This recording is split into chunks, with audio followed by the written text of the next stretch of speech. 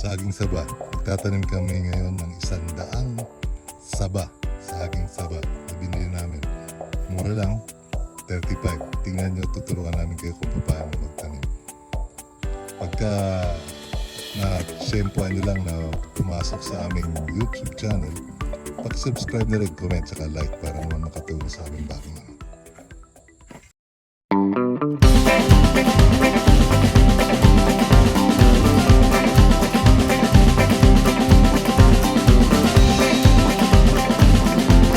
Sinusukat namin ang distansya sa pagitan. Merong saba na pwedeng mas maiksi rito, pwedeng ganito kalayo, tulad ng aming sukat.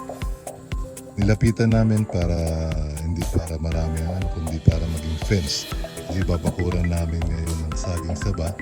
Itong gagawin naming kulungan ng manok at saka itong malapit na fish pond, no? Na inumpisahan pa lang namin. So kung makikita mo dapat mga 2 metro ang layo, pero in-estimate na namin sa 1.5 para maging parang tinatawag nating bakod, para matakpan din at bigay lilim dito sa ating manukan at saka dito sa fish pond. So hindi namin ang paghuhukay, hindi masyadong malalim. Kung makikita nyo, ganyan lang kalalim ang hinuhukay namin. Saktong-sakto na matatabunan lang yung puno-puno niya. Hindi masyadong masela naman itong saging saba. Kaya kayang itanim. Nagsusukat kami na para sa hukay. Itong isang nating worker. Tapos yung isa naman doon, siya ang naglalagay ng saging saba. Siya ang lalagay at tatakip ng lupa. No. Meron ng 1, 2, 3, 4, 5, 6, 7 na hukay na ginagawa namin. Meron pa tayong natitirang 93. No? Gagawin namin to hindi ngayong buong araw kasi hapon na nagumpisa kami, kaya baka hanggang bukas natin matatapos to. So again, hindi kalaliman, mababaw lang, sakto lang para matabunan yung puno-puno. Pagka tumama kasi yung sinasabing yung mismong katawan niya, mabubulok lang yung katawan niya at mamamatay ang saging saba. Again, sinasabi natin, hindi tayo expert, nagkaroon lang tayo ng experience dito dati. Gagawin ulit namin para practice ulit namin yung dating gawin namin. Yan, iniipit ng konti, pinupuno ng lupa. Ganyan kasimple lang. Hindi masere ng saba. Hindi tulad ng iba. Tapos susunod na mga videos natin, pakita namin sa inyo paano mag-abono naman ng mga tinanim natin na saging saba.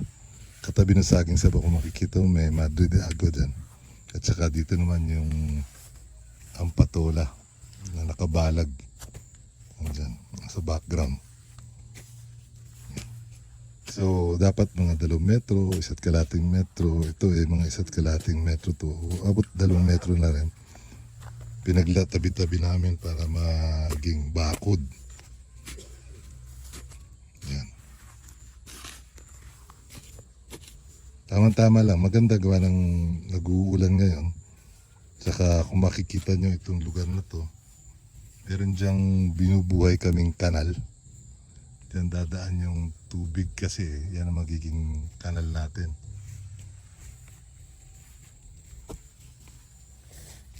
Yan ay nauna na yan. Nilalagyan niya lang.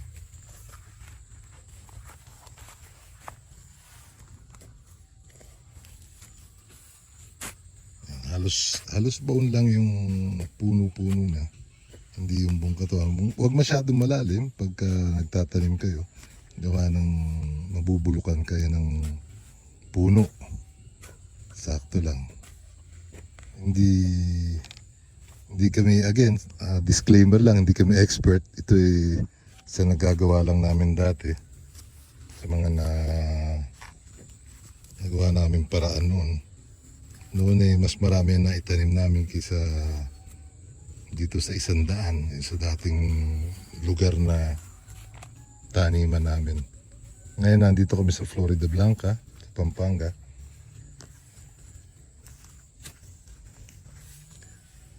At bagong lugar na naman ang tinataniman namin. Bali, ang Yanis Integrated Farm ay talagang integration ng iba-ibang klase. Meron tayong livestock, tulad ng baboy ang maliit na nandyan, nakikita nyo nasa likod. Yung baboy yun, mga 6 lang yan na, na piglets. Tapos sa dulo doon, kung makikita nyo ron, napakalayo lang hindi natin ma-zoom, no? Doon meron tayong mga baka. Tapos meron tayong sili na hina-harvest ngayon, okra, papaya. Yun bagong silihan yun. Ito yung ampalaya. Tapos may manukan kami.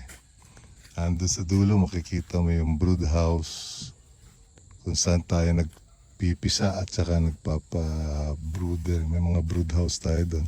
Tapos yung triangle na nakikita niyo doon sa 3 lugar na yan. Ewan ko kung makita niyo masyado. Yan. Yan ay mga breeder house natin ng mga Rhode Island Red. Rhode Island Red. Itong ginagawa dito na umpisa natin, dito tayo maggagawa ng 45 days na mga manok. At the same time, kung makikita nyo dyan sa lugar na yan, yan aagusan ng tubig na papunta doon sa isang maliit na pond, tapos papasok din dito sa malaking pond. Itong malaking pond na to, siya ang tatanggap ng tae ng manok. No? Aagusan, dadalhin yung tae para wala ring amoy at langaw masyado. Hindi kami gagamit ng ipa o yung apa, kung sinatawag na yung rice hull, kundi tubig lang ng maagos. Madalas kasi pag nagpapatubig naman kami, so idadamay na namin yan. At saka pag nagsusupply kami dito sa hito, na tataniman natin to, alaglagan natin ng hito to pagka natapos na yung sa manok, sabay-sabay. Itong malit na tent na nakikita nyo to, saka yung bakod na yun, ano lang yan, temporary housing nang dumating yung piglets natin. Pero nag-uulan ngayon, kaya bumaba, nilipat namin sila doon sa lugar na yun. Tapos yung parang triangle na doon, yun yung Rhode Island Red na mga layers natin. No? Andyan. Again, balik tayo dun sa ating nandito na, naka 1, 2, 3, 4, 5, 6, 7, 8, 9, 10, 11. No? Ang 11 na tayo. Tutuloy-tuloy natin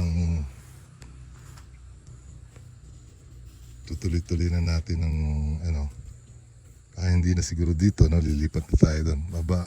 Natin, tatakbuhan natin na parang bakod itong So, i-update namin kayo sa susunod na video natin. At sana makita nyo may mga dahon na ito na nagsisibol na. So again, pakitulungan naman yung bagong channel natin pagka meron kayong panahon at nagustuhan nyo na ibigan nyo. At gusto nyo malaman yung continuation itong vlog na to, itong video to, kung saan lumaki na yung ating mga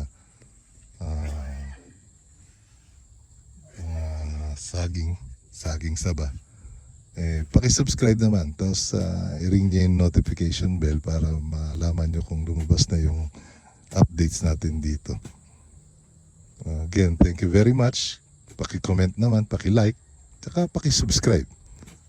Salamat sa pagbisita sa Yanis Integrated Farm.